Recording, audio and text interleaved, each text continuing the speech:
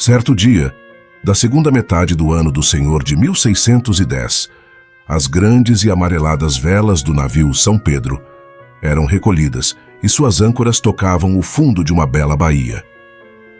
A tripulação inteira abeirava-se do parapeito e contemplava com curiosidade e admiração a cidade de Cartagena, na província da Nova Granada, atual Colômbia, que se apresentava deslumbrante diante dos seus olhos, com suas enormes muralhas de pedra branca brilhando sob o causticante sol tropical.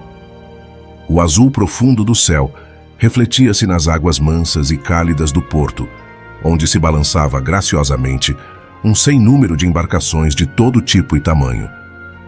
Dentre a pitoresca multidão de marinheiros e passageiros que se apressavam em desembarcar do galeão recém-chegado, destacavam-se singularmente as negras batinas de 4 religiosos, 3 sacerdotes e um noviço da ordem fundada, não havia muito tempo, por Inácio de Loyola, a Companhia de Jesus. Dos 3 presbíteros, a história não perpetuou os nomes.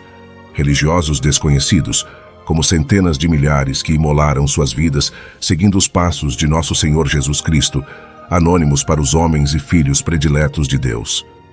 O noviço, porém, de fisionomia austera, silencioso, um tanto retraído e quase passando despercebido, marcou com sua vida a história da América do Sul e brilhará para sempre no firmamento da Igreja. São Pedro Claver. Nascido em Verdú, pequena cidade espanhola da Catalunha, em 1580, Pedro Claver sentiu-se chamado para a vida religiosa desde tenra infância. Aos 22 anos de idade, bateu às portas do noviciado da Companhia de Jesus. 2 anos mais tarde, a fim de completar os estudos de filosofia, foi enviado por seus superiores ao Colégio de Montesion, na ilha de Maiorca. Deu-se, então, um providencial encontro que marcaria de modo indelével a vida de Pedro e firmaria definitivamente sua vocação. Nesse colégio habitava um venerável ancião, simples irmão coadjutor e porteiro da casa, que séculos depois seria canonizado e viria a ser uma das glórias da ordem, Santo Alonso Rodrigues. Desde o primeiro instante em que os límpidos olhos do santo porteiro penetraram o coração do noviço, discerniu o ancião a vocação do jovem e um profundo e sobrenatural relacionamento uniu então aquelas 2 almas.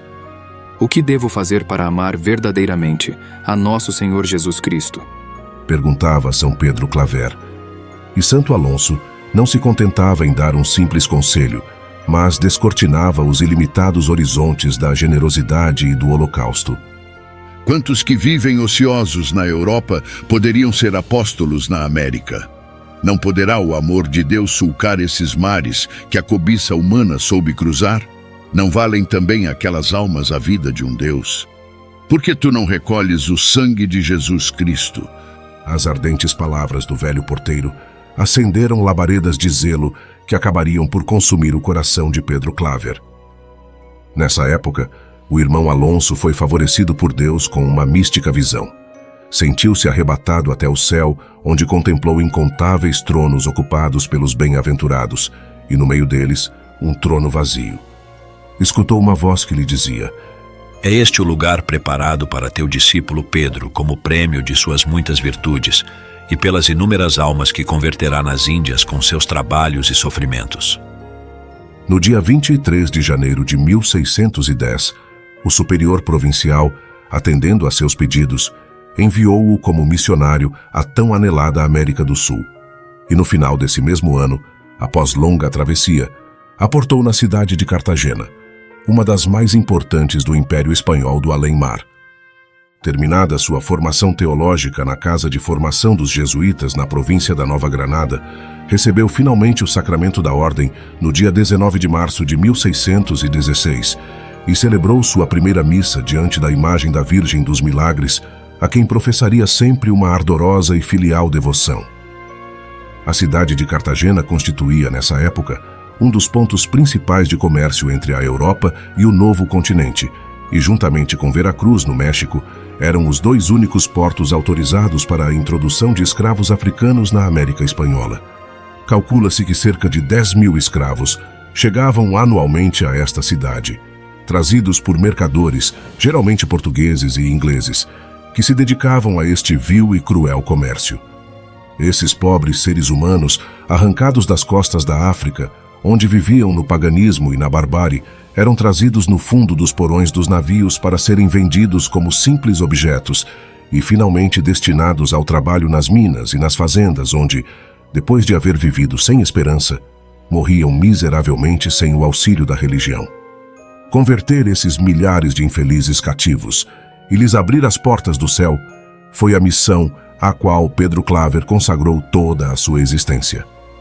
Assim, quando chegou o grandioso e esperado momento de emitir os votos solenes pelos quais se comprometia a ser obediente, casto e pobre até a morte, assinou o documento com a fórmula que doravante seria a síntese de sua vida. Pedro Claver, escravo dos africanos para sempre. Ele tinha 42 anos de idade.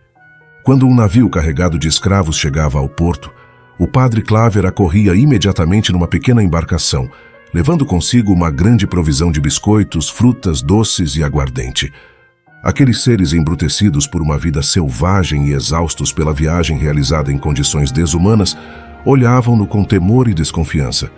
Mas ele os saudava com alegria e, por meio de seus auxiliares e intérpretes negros, dizia-lhes: Não temais. Estou aqui para vos ajudar, para aliviar vossas dores e doenças. E muitas outras frases consoladoras. Porém, mais que as palavras, falavam suas ações. Antes de mais nada, batizava as crianças moribundas. Depois recebia em seus braços os enfermos, distribuía a todos bebidas e alimentos, e fazia-se servo daqueles desventurados. Levando em sua mão direita um bastão encimado por uma cruz e um belo crucifixo de bronze pendurado no pescoço, saía Pedro Claver todos os dias para catequizar os escravos. Calores extenuantes, chuvas torrenciais, críticas e incompreensões, até dos próprios irmãos de vocação, nada arrefecia sua caridade. Com frequência batia nos pórticos senhoriais da cidade pedindo doces, presentes, roupas, dinheiro e almas decididas que o auxiliassem em seu duro apostolado. E não poucas vezes nobres capitães, cavaleiros e senhoras ricas e piedosas o seguiam até as míseras moradias dos escravos. Entrando nesses lugares, seu primeiro cuidado dirigia-se sempre aos doentes. Lavava-lhes o rosto, curava suas feridas e chagas e repartia comida aos mais necessitados. Apaziguadas as penalidades do corpo, reunia então a todos em torno de um improvisado altar, os homens de um lado e as mulheres de outro, e iniciava a catequese que ele sabia colocar maravilhosamente ao alcance da curta inteligência dos escravos. Pendurava à vista de todos uma tela pintada com a figura de Nosso Senhor crucificado, com uma grande fonte de sangue correndo de seu lado ferido. Aos pés da cruz, um sacerdote batizava com o sangue divino vários negros, os quais apareciam belos e brilhantes. Mais abaixo, um demônio tentava devorar alguns negros que ainda não haviam sido batizados. Dizia-lhes então que deveriam esquecer todas as superstições e ritos que praticavam nas tribos e lugares de origem, e lhes repetia isso muitas vezes. Depois lhes ensinava a fazer o sinal da cruz e lhes explicava paulatinamente os principais mistérios da nossa fé: unidade e trindade de Deus, encarnação do Verbo, paixão de Jesus, mediação de Maria, céu e inferno. Pedro Claver compreendia bem que aquelas mentalidades rudes não podiam assimilar ideias abstratas sem a ajuda de muitas imagens e figuras. Por isso lhes mostrava estampas nas quais estavam pintadas cenas da vida de Nosso Senhor e de Nossa Senhora, representações do paraíso e do inferno. Após inúmeras jornadas de árdua evangelização, batizava-os finalmente. Para celebrar este sacramento, utilizava uma jarra e uma bacia de fina porcelana chinesa e queria que os escravos estivessem limpos.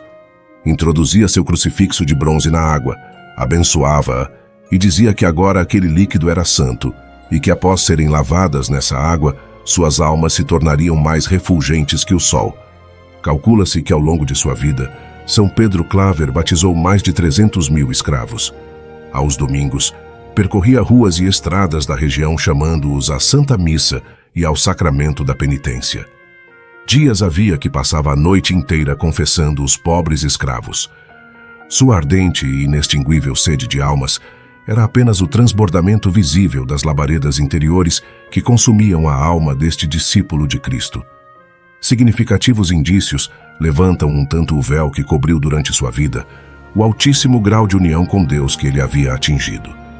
Todo o tempo livre de confessar, catequizar e instruir os negros, dedicava-o à oração. Narra uma testemunha. Repousava diariamente apenas 3 horas e passava o resto da noite de joelhos em sua cela ou diante do Santíssimo Sacramento, em profunda oração, muitas vezes acompanhada de místicos arroubos. Grande adorador de Jesus Hóstia, preparava-se todos os dias durante 1 hora antes de celebrar o sacrifício do altar e permanecia em ação de graças meia hora após a missa, não permitindo que ninguém o interrompesse nesses períodos. Ilimitada também era sua devoção à Nossa Senhora. Rezava o rosário completo todos os dias, ajoelhado ou andando pelas ruas da cidade, e não deixava passar nenhuma festa dela sem organizar solenes celebrações, com música instrumental e coral.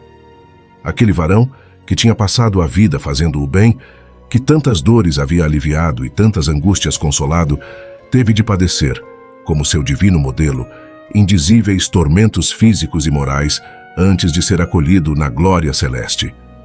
Após 35 anos de intensíssimo labor apostólico e com 70 anos de idade, caiu gravemente enfermo. Pouco a pouco, foram-se paralisando as extremidades de seus membros e um forte tremor agitava continuamente seu corpo extenuado. Tornou-se uma espécie de estátua da penitência com as honras de pessoa, relata uma testemunha. Os últimos 4 anos de existência terrena, ele os passou imobilizado na enfermaria do convento. E por incrível que pareça, este homem que havia sido a alma da cidade, o pai dos pobres e o consolador de todas as desventuras, foi completamente olvidado por todos e submergido no esquecimento e no abandono. Passava os dias, os meses e os anos em silenciosa meditação, contemplando da janela da enfermaria a imensidade do mar e escutando a melodia das ondas que se rompiam contra as muralhas da cidade. A sós com a dor e com Deus, aguardava o momento do supremo encontro. Um jovem escravo fora designado pelo superior da casa para cuidar do doente. Entretanto, esse que deveria ser enfermeiro não passava de bruto algoz. Comia a melhor parte dos alimentos destinados ao paralítico, e um dia o deixava sem bebida, outro sem pão, muitos sem comida, segundo conta uma testemunha da época. Também o martirizava quando o vestia, governando-o com brutalidade, torcendo-lhe os braços, batendo nele e tratando-o com tanta crueldade como desprezo. Porém, nunca seus lábios proferiram a menor queixa. "Mais merecem minhas culpas", exclamava às vezes. Certo dia de agosto de 1654, disse Claver a um irmão de hábito: Isto se acaba, deverei morrer num dia dedicado à Virgem. Na manhã de 6 de setembro, à custa de um imenso esforço, fez-se conduzir até a igreja do convento e quis comungar pela última vez. Quase se arrastando, aproximou-se da imagem de Nossa Senhora dos Milagres, diante da qual havia celebrado a sua primeira missa. Ao passar pela sacristia, disse a um irmão: Morro. Vou morrer. Posso fazer algo por vossa reverência na outra vida? No dia seguinte, perdeu a fala e recebeu a unção dos enfermos.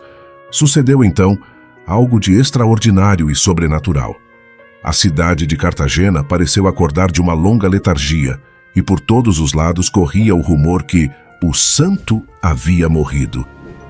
Então uma multidão incontenível dirigiu-se para o colégio dos jesuítas, onde agonizava Pedro Claver. Todos queriam oscular suas mãos e seus pés, tocar nele rosários e medalhas.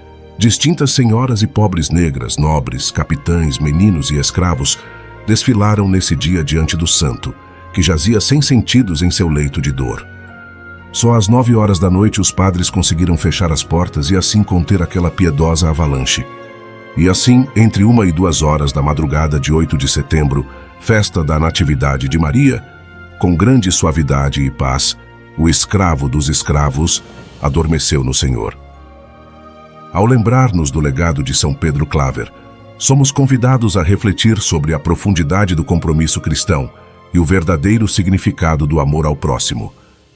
Ele nos ensina que a santidade não se encontra nas glórias terrenas, mas na disposição de entregar-se completamente ao serviço dos outros, especialmente daqueles que são mais vulneráveis e esquecidos. No final, O reconhecimento de sua santidade pela cidade de Cartagena não foi apenas um tributo a um homem de fé, mas um testemunho do impacto transformador que uma vida dedicada ao amor e à justiça pode ter no mundo. Que possamos, inspirados por seu exemplo, buscar viver com o mesmo ardor e dedicação, conscientes de que, como São Pedro Claver, somos chamados a ser luz em meio às trevas, instrumentos da misericórdia divina para todos aqueles que encontramos em nosso caminho. Gostaríamos de pedir que você se inscreva no nosso canal e deixe seu like, para que possamos mostrar ao YouTube que nosso conteúdo católico tem valor para as pessoas. Com sua ajuda, conseguiremos alcançar mais almas, e o YouTube irá divulgar os nossos vídeos para mais e mais pessoas. Te convidamos também a assistir este nosso outro vídeo que está aparecendo na tela. Deus lhe pague com muita paz e saúde. São Pedro Claver, rogai por nós.